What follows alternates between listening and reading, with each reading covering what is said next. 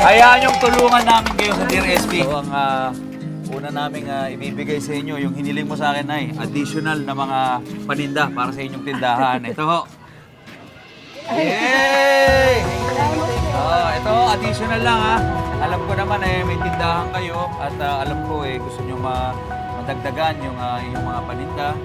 Additional na puhunan para sa buong pamilya. Ito ho, regalo ng Dear SB para sa inyo. Unang regalo pa lang yan kasi meron pa kaming mga grocery package para sa buong pamilya ninyo. Ilabas na ho yan. Thank you po, thank you. Pagdagdag ho ito para makapagbigay ng konting mga pagkain, konting ginhawa sa buong pamilya. Maraming salamat po sir. Konting binigay po sa amin. Thank you. Tulong po na to. Maraming salamat.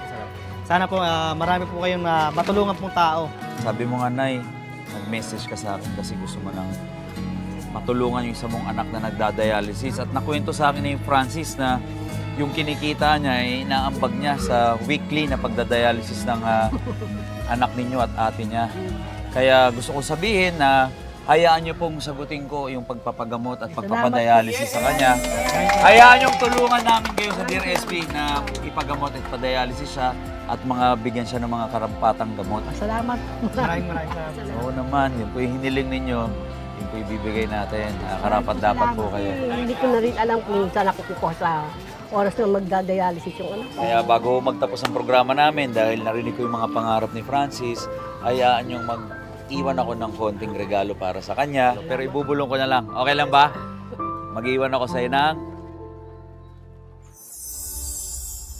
Thank you po, sir. Ha? Thank you po.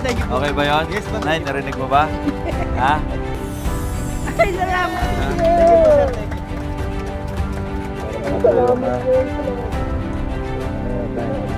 Pahingi po pasalamat po sa kanya na dumating po sa amin. Tulungan niya po kami para masurvive po namin lahat po.